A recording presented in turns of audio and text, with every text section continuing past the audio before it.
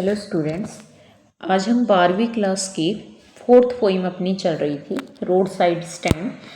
Half अपन ने clear कर ली थी और कुछ बची हुई थी, क्योंकि ये जो पोइम है अपनी वो थोड़ी बड़ी है, तो इसको 2 पार्ट्स के अंदर हमने कंप्लीट किया है। और मे बी आपने जो पहला पार्ट है वो देख लिया होगा, और अगर नहीं देखा है तो प्लीज़ पहले फर्स्ट पार्ट को देखें, उसके बाद आप सेकंड पार्ट पे आए, चीज़ें आपको बहुत अच्छे से समझ में आ जाएंगी। जब फर्स्ट पार्ट के अंदर क्या क्या बताया है उसका एक बार रिवीजन कर लेते हैं पूरी पोइम का साथ में, ताकि एक तुकबंदी के साथ सारी चीज़ें समझ में आ जाए। लेकिन आपको फर्स्ट पार्ट जरूर देखना है, क्योंकि वहाँ पर मैंने चीज़ों को बहुत विस्तृत तरीके से बताया है। देखते हैं एक बार स्टार्ट से। The little old house was out with a little new set, यानी एक पुराना घर है और उसके अंदर एक नई दुकान है, वो उस घर के बिल्कुल सामने खोली गई है। In front at the edge of the road fair the traffic spade, यानी घर के बिल्कुल सामने है वो रोड है वहाँ पर, और वहीं से ट्रैफिक गुजरता है। ए रोड साइड स्टैंड, रोड पर बनी वो दुकान। दैट टू पैथिकली प्लेड, यानी बहुत ही बुरी कंडीशन के अंदर है।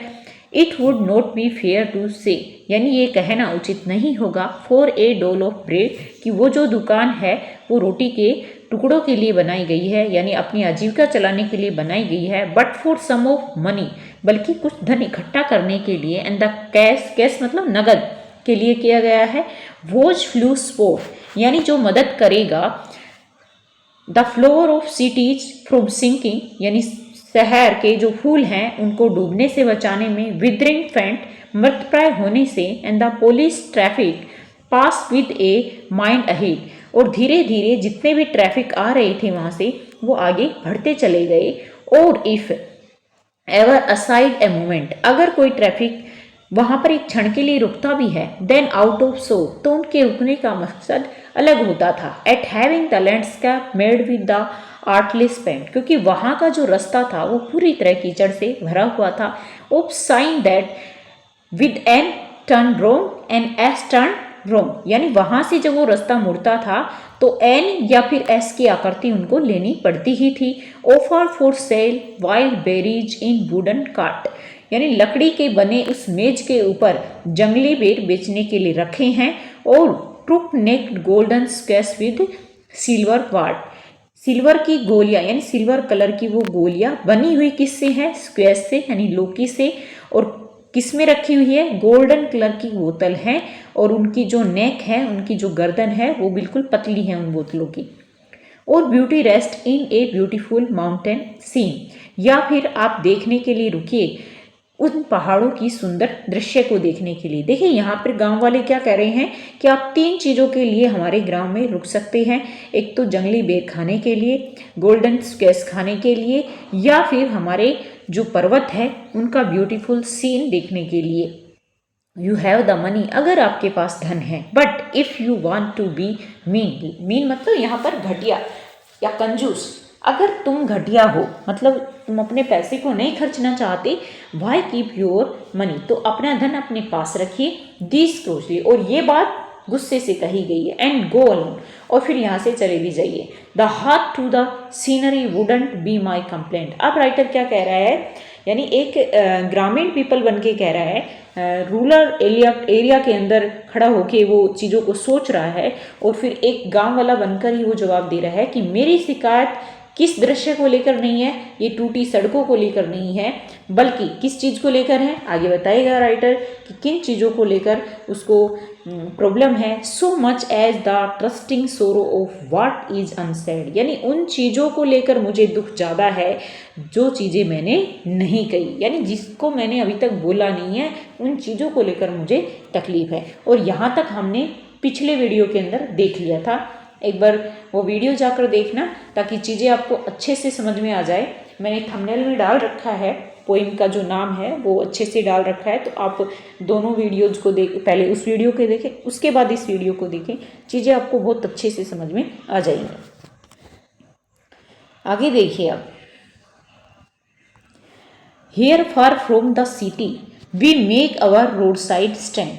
हेयर मतलब यहाँ पर, फार फ्रॉम द सिटी शहर से दूर। Make our roadside stand, हमने बनाई है रोड के बगल में अपनी दुकान। भाई एक गांव वाला बनकर सोचिए कि क्या कह रहे हैं वो, कि हमने शहर से, ये शहर है, शहर से दूर अपने गांव में ये जो दुकान डाली है या खोली है। And ask for some city money to feel in hand, किस लिए खोली है कि शहर का जो धन है वो कहाँ आए, हमारे पास भी आए। To feel in hand, feel मतलब हम भी उनको महसूस कर पाएँ अपने हाथों में। टू ट्राई, टू ट्राई मतलब हम कोशिश करते हैं। If it will not make our being expand, कह रहे हैं कि हम कोशिश करें, किस चीज़ की कोशिश करें, कि हमारा जो जीवन है या हमारी जो लाइफ है वो क्या हो, थोड़ी सी एक्सपेंड है। कि भाई हम क्यों नहीं चाहें कि हमारा जो जीवन है वो भी थोड़ा विस्तृत हो। And give us the life of the moving picture, और हमें वो लाइफ प्रदान करे, यानी वो धन, वो जो पैसा जो हम कमाएंगे इस दुकान से, वो हमें वो जीवन प्रदान करे। कौन सा जीवन प्रदान करे? The life of moving picture. Moving picture यानी चलचित्र, और चलचित्र जानते हो ना क्या होता है, जिसको वर्तमान में आप क्या बोलते हो, टीवी। ठीक है, जो टीवियों के अंदर दिखाया जाता है कि किसान की ऐसी लाइफ है, ऐसी लाइफ है, तो वो लाइफ क्यों नहीं हम भी जिए।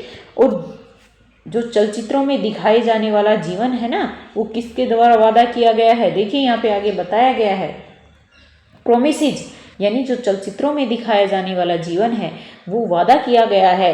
दैट द पार्टी, उस पार्टी के द्वारा, कौन सी पार्टी के द्वारा? इन पावर, जो सत्ता में है, is said to be keeping from us, लेकिन उनको हमसे दूर रखा गया है। यानी जो नेता लोग आते हैं वो आपको बड़े बड़े सपन दिखाते हैं कि भाई जब हम सत्ता में आएंगे तो ये करवाएंगे, लेकिन उन फायदों को हमसे कहाँ रखा गया है? दूर रखा गया है।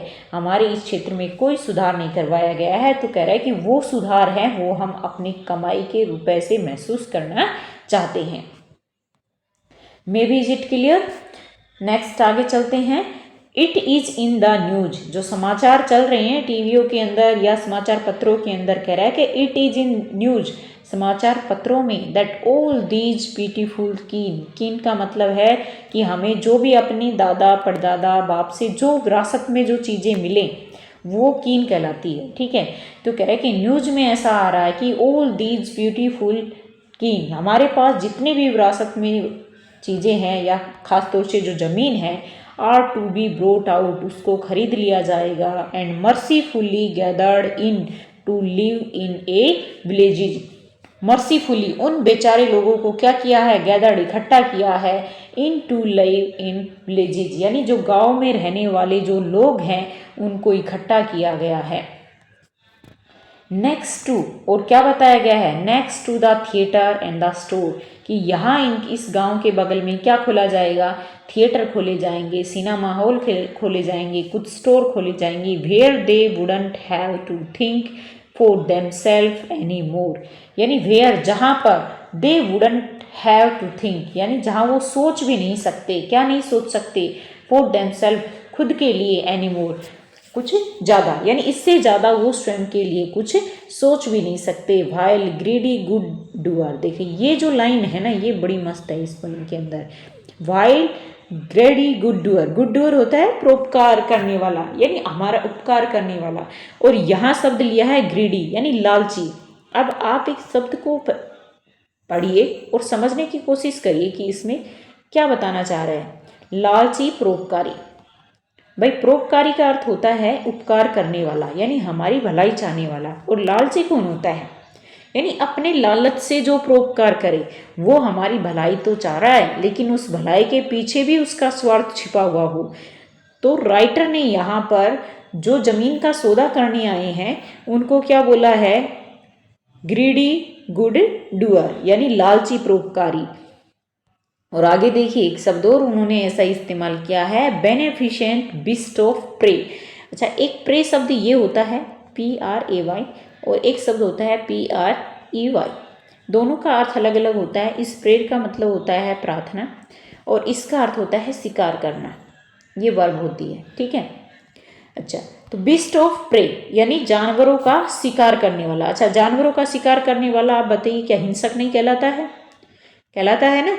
तो यहाँ बेनिफिशियल मतलब होता है दयालु। ठीक है, ठीक है, यहाँ पे बेनिफिशेंट मतलब हो गया दयालु। और दयालु हिंसक, दयालु हिंसक, आप बताइए इसका अर्थ क्या हुआ? यानी हिंसा तो कर रहा है लेकिन भाव में क्या दिखा रहा है? दया। भाई वो गांव वालों की जमीन ले रहे हैं, एक तरफ से वो क्या कर रहे हैं कि हम तुम्हारे ऊपर दया कर रहे हैं कि तुम्हें बदले में इतना रुपए दे रहे हैं, लेकिन उनकी जमीन लेके उनसे उनके साथ हिंसा नहीं कर रहे क्या? यानी उनका जीवन यापन है, वो जमीन उसको छीना जा रहा है उनसे, इसलिए इनको दयालु हिंसक और साथ में लालची परोपकारी कहा है राइटर ने। तो कह रहे while greedy good doers beneficent beast of prey, यानी वो लालची परोपकारी दयालु हिंसक स्वम ओवर देयर लीव्स, यानी उनका जो हिस्सा है, उनका जो जीवन है, उनको खा गए हैं या खत्म कर रहे हैं इन्फोर्सिंग बेनिफिट्स, अपने फायदे के लिए, that are calculated to soothe them out of their wits। विट मतलब होती है अपनी बुद्धि, यानी अपनी बुद्धि से उनको क्या कर रहे हैं? सूथ आउट कर रहे हैं, बहका रहे हैं। They are calculated. अच्छा, कैलकुलेटेड क्या होता है? सोच समझ के, यानी वो अपनी बातों से, बातों में उलझा कर गाँव वालों से उनकी बुद्धि के साथ खेला जा रहा है, यानी गाँव वालों को पैसों का लालच दिया जा रहा है और उनसे उनकी ज़मीन ली जा रही है। तो उनको उनकी ही बुद्धि के साथ खिलवाड़ करके उनको क्या बनाया जा रहा है? बुद्धू बनाया जा रहा है।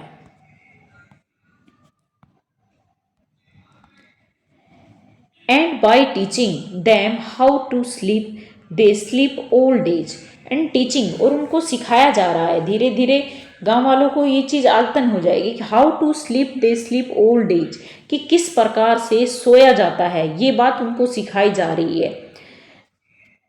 और पूरे पूरे दिन कैसे सोया जा रहा है? भाई आप बताइए कि इंसान के पास ज़मीन है और ज़मीन उनसे ले ली जाएगी तो वो क्या करेंगे भाई, है ना? Destroy their sleeping at night the ancient way, यानी वो प्राचीन समय से जो रात की नींद वो लेते थे, उस नींद को क्या कर दिया उन्होंने? खत्म कर दिया है। क्योंकि गांव वाले किस में आ गए हैं? चिंता में आ गए हैं, डर में आ गए हैं कि उनकी जो ज़मीन है वो उनसे ली जा रही है। तो आप बताइए क्या ऐसे में नींद आ सकती है किसी को? नहीं आएगी ना। तो बता रहे हैं कि how to sleep they sleep old age, यानी उन किस प्रकार से पूरे दिन सोया जाता है, उनकी जो रात की नींद है, जो नेचुरल नींद वो लेते थे, उस समय को उन्होंने क्या कर दिया है?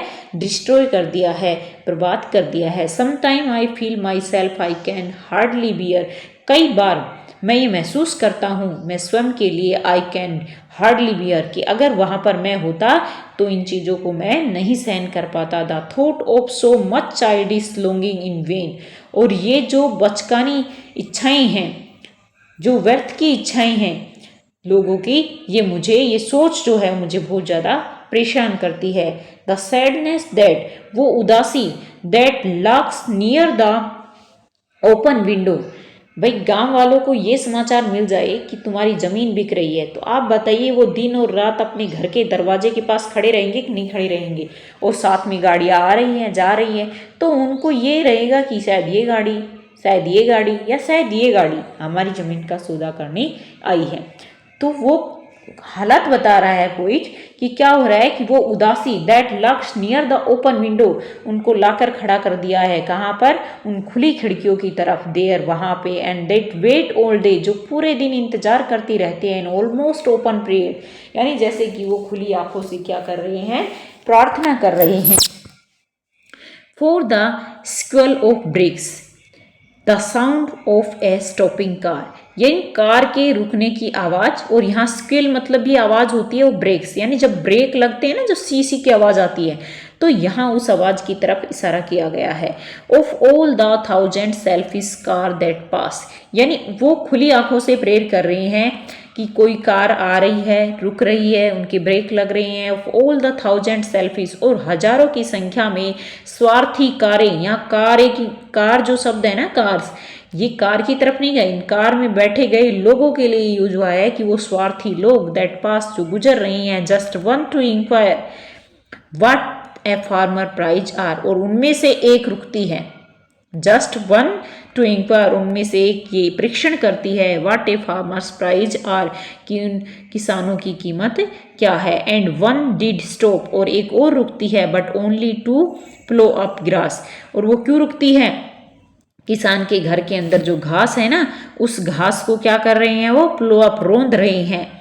इन using the yard to back and turn. अच्छा, उसने उस आंगन को क्यों यूज किया, उन घासों को क्यों खराब किया, क्योंकि वो उस आंगन को यूज कर रहे हैं गाड़ी को बैक करने में। And another to ask the way to where it was bound, यानी एक और गाड़ी वाला रुका है ये पूछने के लिए कि ये रास्ता किधर मुड़ता है। And another to ask could they sell it a gallon of gas, एक और रुका, और वो किस लिए रुका, ये पूछने के लिए क्या तुम बेचोगे, क्या बेचोगे, ए गैलन ऑफ गैस यानी पेट्रोल बेचोगे क्या। दे कुडंट दिस क्रोशली, और उन्होंने मना कर दिया गुस्से में आकर। They had none didn't it see, यानी वो नहीं बेचेंगे। और क्यों नहीं बेचेंगे, डिडंट इट सी, क्योंकि उनके पास था ही नहीं वो। नो इट कंट्री मनी, नहीं, in country money the country scale of gain, यानी जो शहरी जो रुपए है, the country scale of gain, उसको प्राप्त करना।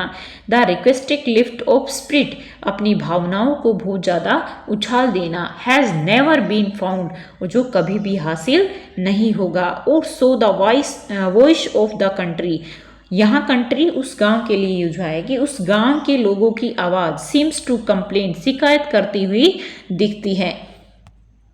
भाई शिकायत तो होगी ही ना, उनकी ज़मीन ली जा रही है, तो उनकी भावनाओं में, उनकी आंखों में वो शिकायत नज़र आती है। I can't help earning the great relief it, अब राइटर कह रहा है कि मैं मदद नहीं कर सकता। अर्निंग द ग्रेट रिलीफ, वो जो बड़ा सा दर्द उनकी आंखों में है, उससे मैं उनको राहत नहीं दिला सकता। I could be to put these people, मैं जो कर सकता हूँ वो ये कर सकता हूँ, but at one stroke out of their pain, यानी मेरा मन तो ये करता है कि मैं उन लोगों को मार दूँ एक ही स्ट्रोक के अंदर, एक ही वार के अंदर, क्योंकि राइटर से उसका दर्द नहीं देखा जा रहा। उन लोगों का दर्द, यानी फार्मर्स हैं, जो किसान हैं, उनका दर्द राइटर से नहीं देखा जा रहा है। तो राइटर कह रहा है कि मेरा मन तो करता है कि मैं उनको एक ही बार में मार दूं। And then next day as I came back into the sense, और फिर अगले दिन जब मैं होश में आता हूँ, भाई पहले दिन तो कह रहा है कि मेरा मन करता है कि मैं उन बेचारे दर्द से भरे लोगों को मार दूं, लेकिन दोबारा दिन जब वो अपने होश में आता है तो क्या याद करता है, केम इनटू यानी होश में आता है। I wonder how I sell like, मैं बड़ा आश्चर्यचकित रहता हूँ कि मैं ये कैसे कर सकता हूँ। You to come to me and offer to put me gently out of my pain, यानी उनको इस दर्द से निकालने के लिए मैं ऐसा कैसे कर सकता हूँ, क्योंकि अगर मैंने ऐसा किया, अगर मैंने उनको मारा तो ये भी तो उचित नहीं होगा। तो ये थी अपनी पोइम।